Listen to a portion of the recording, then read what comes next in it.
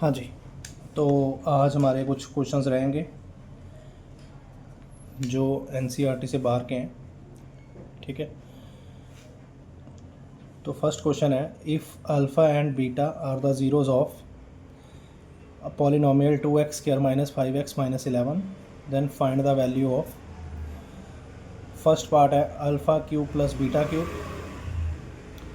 Second part है alpha square by beta plus beta square by alpha.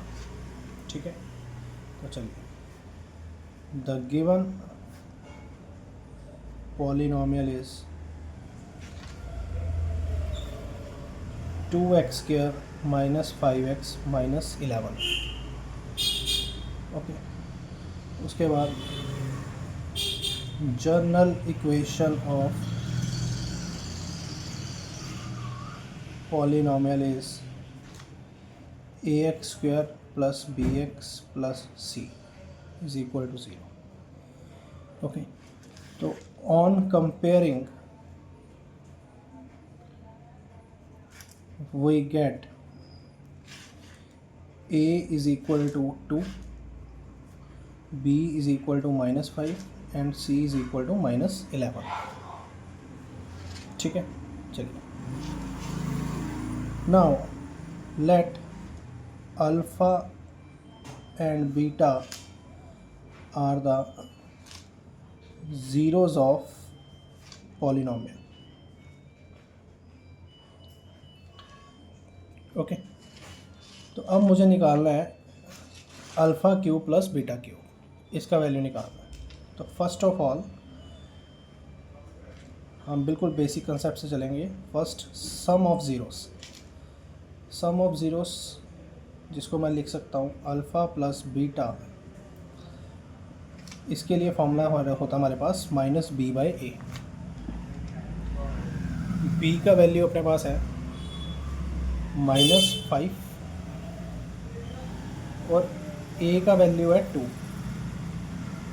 Okay, तो इसको minus minus हो जाएगा प्लस, तो ये रहेगा 5/2। नेक्स्ट, प्रोडक्ट ऑफ ज़ीरोस जिसको हम लिख सकते हैं अल्फ़ा इंटू बीटा, इसका वैल्यू रहेगा c/a। c का वैल्यू है -11/2। ठीक है, चलिए, now first case, first we have to solve alpha cube plus beta cube. Okay, तो इसके लिए हम आइडेंटिटी यूज़ करेंगे, use identity alpha cube plus beta cube is equal to alpha plus beta cube -3 alpha beta into alpha plus beta. Okay, तो ये हमारा identity रहेगा इस क्वेश्चन को सॉल्व करने के लिए। ठीक है, अब मैं एक बार आपको रफ में बता देता हूँ कि हमने ये आइडेंटिटी कैसे यूज़ की। तो alpha cube plus beta cube is equal to alpha plus beta cube. अब हमें आइडेंटिटी पता है a प्लस बी का होल क्यूब होता है a cube plus b cube plus 3ab a plus b, right. इसको हमने एज इट इज़ एक्सपेंड कर लिया। उसके बाद ये जो लास्ट टर्म लिखी है, इसको हमने लिख दिया 3 अल्फ़ा प्लस बीटा। ओके,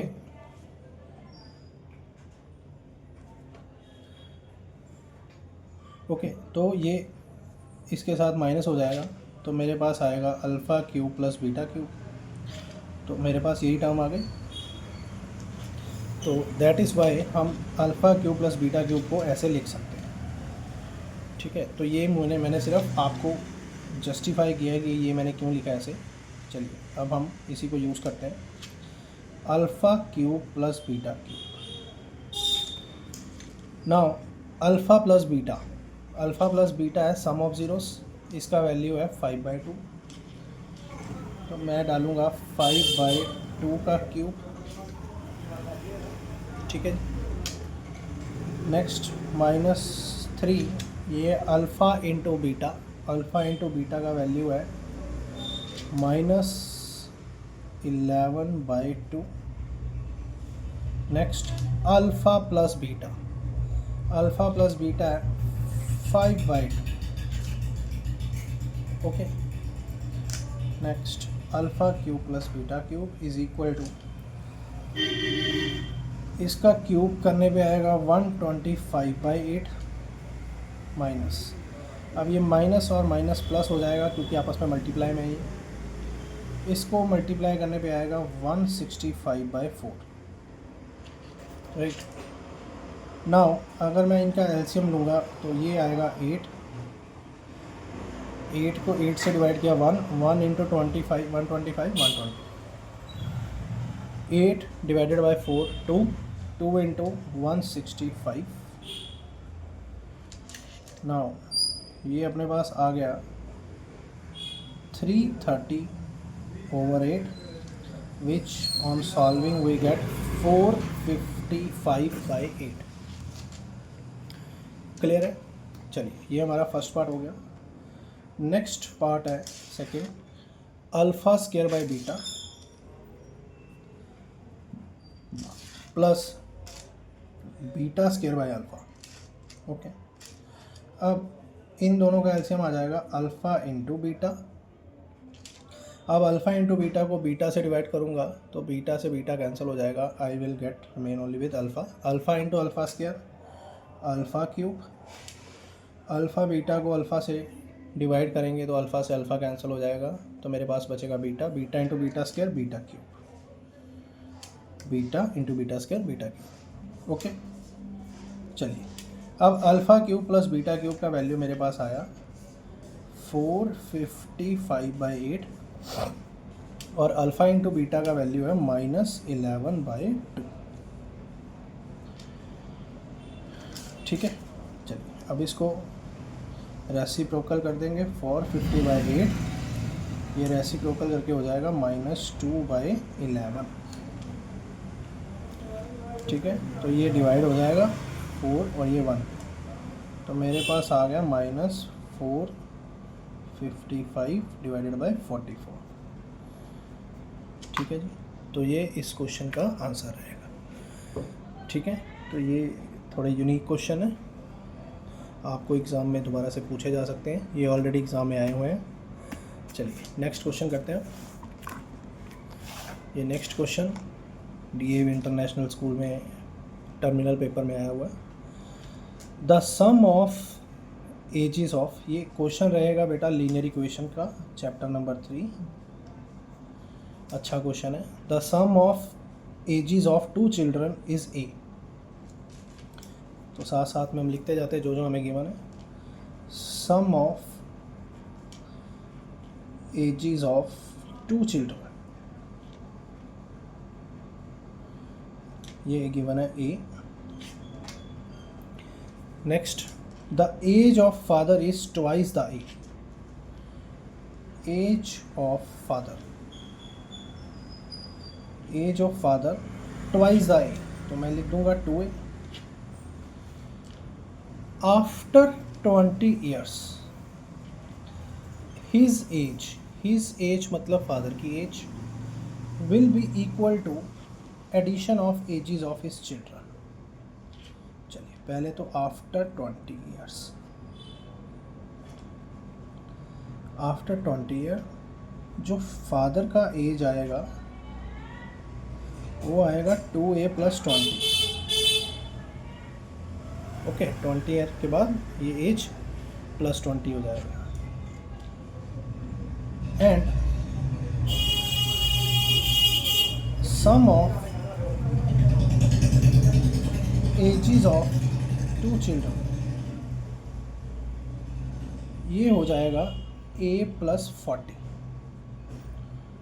ठीक है. अब ये a + 40 कैसे हुआ ये मैं बता देता हूँ आपको रफ में.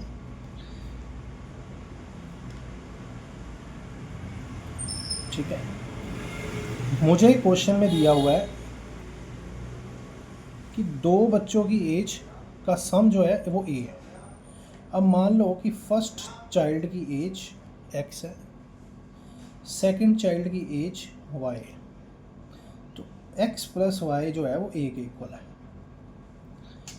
बोला हुआ है ना हमें sum of ages of two children is a, तो मतलब फर्स्ट की x एज x मान लो, सेकंड की y मान लो, उन दोनों का सम a के इक्वल है, राइट।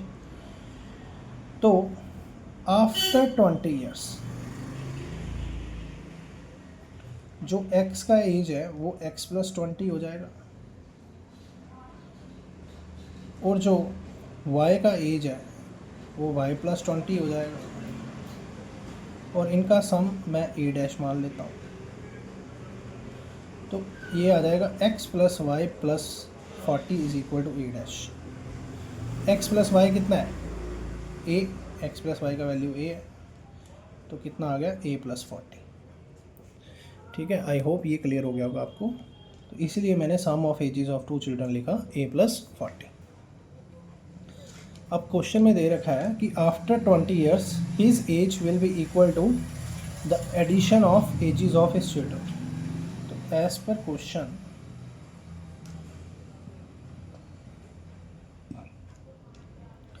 जो फादर की एज है 20 साल के बाद वो है 2a प्लस 20, और वो किसके इक्वल है, addition of ages of his children, दोनों बच्चों की एजेस को प्लस करके जो आ रहा है वो इसके इक्वल है। तो प्लस करके क्या आ रहा है 20 ईयर्स के बाद a प्लस 40, राइट।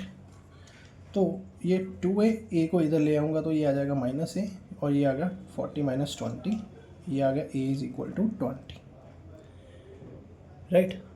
तो मुझे क्या बोला था, find the age of father. Now final step है एज ऑफ फादर। फादर का एज हमने इनिशियली लेट किया था 2a, तो 2a मतलब 2 इंटू 20, तो ये आ गया 40। Okay, that's all. तो ये 3 मार्क्स में क्वेश्चन आया हुआ है DAV इंटरनेशनल में 2024 में। चलिए नेक्स्ट क्वेश्चन करते हैं। नेक्स्ट क्वेश्चन मेरे पास है, a diver rowing at a rate of 5 kilometre per hour in still water takes double the time in going 40 kilometer upstream as in going 40 kilometer in downstream। ठीक है, question को एक बार दोबारा से रिपीट कर लेते हैं। A diver is rowing at a rate of 5 kilometre per hour in still water.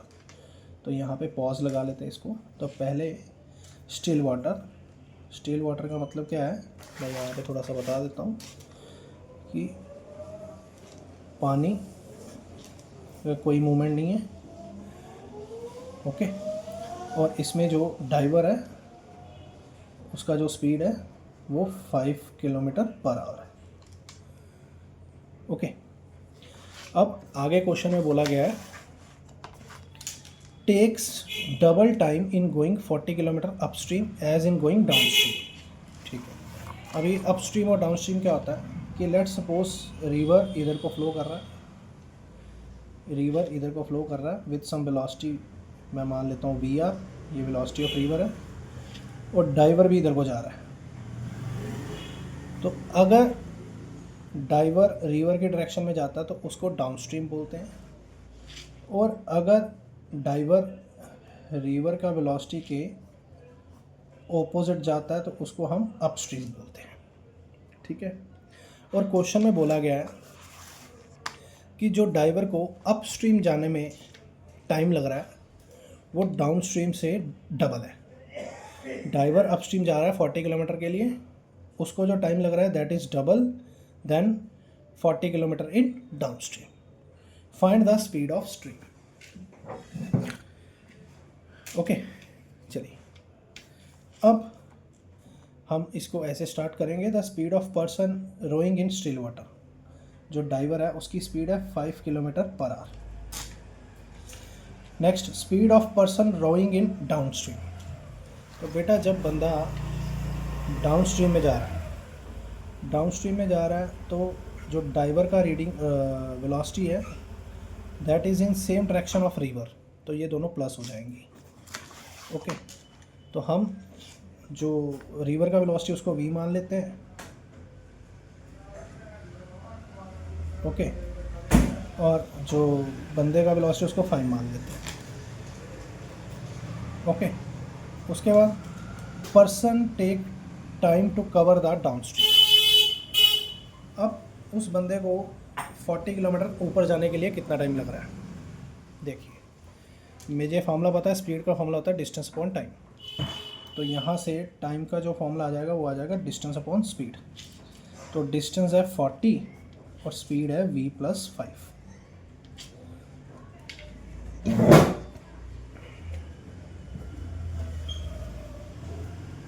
ठीक है, इसके बाद a person take time to cover 40 kilometre upstream. ठीक है, कितना टाइम लगेगा उसको अपस्ट्रीम जाने में। तो first of all speed of person in upstream. ठीक है, अब देखो ऐसा है कि डाइवर ऊपर जा रहा है और वेलोसिटी नीचे, पानी नीचे आ रहा है। ठीक है, तो डाइवर का वेलोसिटी हमने मान लिया 5 और रिवर का मान लेते हैं v। तो बेटा डाइवर का स्पीड जो है वो ज़्यादा होना चाहिए as compare to river, otherwise वो ऊपर नहीं जा पाएगा। ठीक है, तो ये मैंने इसका वेलोसिटी मान लिया 5 - v। ठीक है, आई होप ये क्लियर होगा। तो इसको टाइम कितना लगेगा, इसने भी 40 किलोमीटर जाना है, तो डिस्टेंस ऊपर और टाइम स्पीड नीचे, स्पीड आएगा 5 - v। ठीक है, अब ये टाइम आया मेरा अपस्ट्रीम का। अब बाय कंडीशन जो हमें क्वेश्चन में दे रखा है कि जो ऊपर जाने को टाइम लग रहा है वो नीचे आने से डबल है। ठीक है, आई होप ये क्लियर होगा आपको, ये क्वेश्चन में दिया हुआ है। तो take double the time in going 40 kilometre upstream as going 40 kilometre in downstream. Okay, चलिए, तो टाइम इसका आ जाएगा 40/5 - v is equal to 2 × 40 v+5। ओके, तो ये 40 से 40 हो जाएगा कैंसिल और मेरे पास बचा 1/5 - v is equal to 2 times v+5। अब इसको क्रॉस मल्टीप्लाई कर दूँ तो ये आ जाएगा अपने पास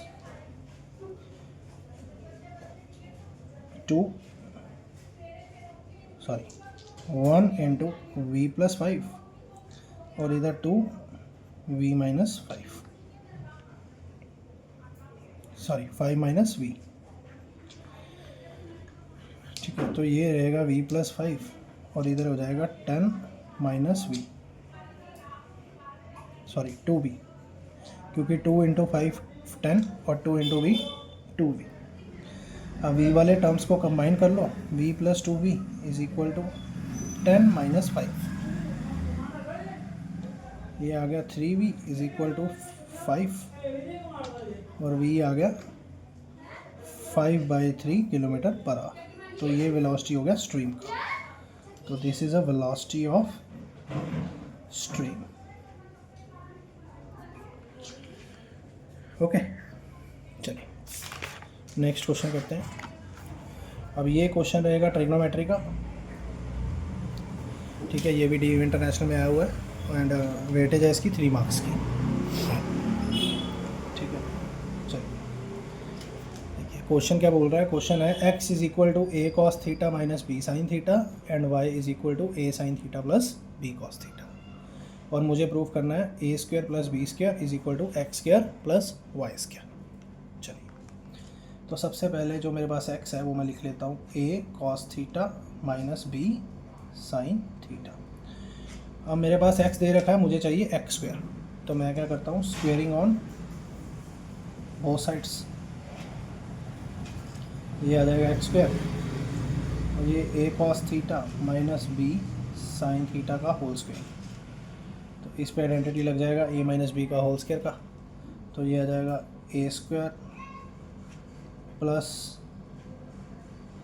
b² - 2ab। ओके, तो ये हो जाएगा अपने पास a² cos² θ + b² sin² θ - 2ab cos θ × sin θ। ठीक है। तो सिमिलरली अब मैं लेता हूँ y मेरे पास है a sine theta plus b cos theta. अब y भी मुझे स्क्वायर की टर्म में चाहिए, तो मैं इसलिए इसकी भी स्क्वेयरिंग ऑन बोथ साइड्स कर लेता हूँ। तो ये हो गया अपने पास y स्क्वायर, इधर आ गया a sine theta plus b cos theta whole का स्क्वायर। तो ये अपने पास रहेगा y square is equal to a square sine square theta, इसको a प्लस बी का होल स्क्वायर ओपन करेंगे, इसका आएगा b square cos square theta, फिर 2a sine theta and b cos theta. ठीक है जी। चलिए अब मुझे करना है दोनों का सम। तो सम करने के लिए क्या करो, इसको इक्वेशन 1 मान लेते हैं, इसको इक्वेशन 2 मान लेते हैं। तो ऐड इक्वेशन 1 एंड 2। ठीक है। तो जब हम ऐड करेंगे तो लेफ्ट हैंड साइड वाली को लेफ्ट हैंड साइड से प्लस कर देंगे, राइट हैंड साइड वाली को राइट हैंड साइड वाली से प्लस कर देंगे। तो x square plus y square is equal to a square cos square theta b square sine square theta minus 2ab cos theta sine theta. ठीक है। और साथ में प्लस करेंगे second term a square sine square theta plus b square cos square theta plus 2ab sine theta cos theta. ठीक है। चलिए अब मुझे नज़र आ रहा है कि ये वाली जो टर्म है और ये वाली टर्म है ये दोनों सेम है, but they have opposite sign, तो इसलिए हम इनको कैंसिल कर देंगे। अगले स्टेप में मेरे पास ए स्क्वायर वाली ये टर्म है और ए स्क्वायर वाली ये टर्म है, तो इनको कंबाइन कर देते हैं। कंबाइन करेंगे तो ए स्क्वायर कॉमन आ जाएगा, अंदर बचेगा cos square theta plus sine square theta. Okay. Similarly ये बी स्क्वायर वाली टर्म है, ये भी बी स्क्वायर वाली टर्म है, इनको कंबाइन कर देते हैं, कॉमन निकाल लेते हैं बी स्क्वायर, तो बी स्क्वायर थीटा प्लस ये आ गया। अब हमें आइडेंटिटी पता है, we know cos square theta plus sine square theta ये होता है 1 के इक्वल। तो x square plus y square ये आ जाएगा a square plus b square, क्योंकि इसकी जगह 1 और इसकी जगह भी 1। तो x square plus y square is equal to a square plus b square and hence proved.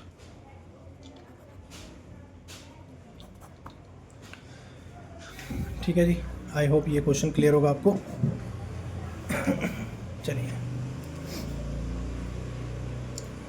ठीक है बेटा, अभी तक मैंने आपको 4 क्वेश्चन करवाए हैं और ये सभी के सभी क्वेश्चन आउट ऑफ एनसीईआरटी है। ठीक है। और चांसेस होते हैं ये एग्ज़ाम में दोबारा आ सकते हैं, तो आप इसको करिए, अच्छे रहेंगे। चलिए अब हमारा लास्ट क्वेश्चन है, ये क्वाड्रेटिक इक्वेशन का क्वेश्चन है। ठीक है। ये इसका वेटेज 3 मार्क्स है। ओके। तो क्या लिखा हुआ है, if -5 is a root of quadratic equation, -5 is a root of quadratic equation 2x square px minus 15 is equal to 0 and the quadratic equation px square plus x plus k has equal roots. Find the value of k. अब इस question में आपको 2 question दे रखे हैं। पहले उसने बोला है कि -5 जो है वो इस इक्वेशन का रूट है। ठीक है। तो यहाँ से पहले हम p का वैल्यू कैलकुलेट करेंगे। उसके बाद उसने बोला है कि quadratic equation p x square plus x plus k has equal roots, then find the value of k. तो इस क्वेश्चन में मुझे k का वैल्यू फाइंड आउट करना है। ठीक है। तो इसका सोल्यूशन कैसे स्टार्ट होगा, the given quadratic equation is 2x square plus px minus 15 is equal to 0। उसके बाद मुझे दे रखा है -5 is a root of 2x² plus px minus 15 is equal to 0। तो इसका मतलब ये है कि जहाँ जहाँ पे x है क्वाड्रेटिक इक्वेशन में, वहाँ पे मैं -5 पुट करूँगा। तो 2 इंटू -5 का square plus p into -5 minus 15 is equal to 0। तो ये मेरे पास आ जाएगा 50, क्योंकि 5 का स्क्वायर 25, 25 टू ज़ा 50, minus 5p minus 15 is equal to 0। अब ये p वाला टर्म है, इसको अलग रखेंगे। ये दो नंबर, ये प्लस में है या माइनस में है, तो 50 minus 15 is equal to 35, 35 minus 5p is equal to 0। तो यहाँ से 35 इज इक्वल टू 5p और p आ जाएगा 35/5। तो p का वैल्यू मेरे पास आ गया 7। ओके, अब हम ये p का वैल्यू दूसरी वाली क्वाड्रेटिक इक्वेशन में डाल देंगे। Now px² plus x plus k is equal to 0 has equal roots. ये मुझे दे रखा है कि इसके पास इक्वल रूट्स हैं। तो first of all put the value of p, तो ये आ जाएगा 7x² plus x plus k is equal to 0। 7x² plus 7x plus k is equal to 0, right. तो इसमें से a का वैल्यू रहेगा 7, b का वैल्यू रहेगा 7 और c का वैल्यू रहेगा k। ठीक है, चलिए आगे। Since this equation has equal roots, so d must be equal to 0। अब ये कंडीशन होता है जब इक्वल रूट्स होते हैं कि जो d है वो 0 के इक्वल होता है। अब d क्या होता है? d होता है b² minus 4ac is equal to 0, right. तो b का वैल्यू है 7, 7 का स्क्वायर माइनस 4, a का वैल्यू रहेगा 7 और c का वैल्यू है k।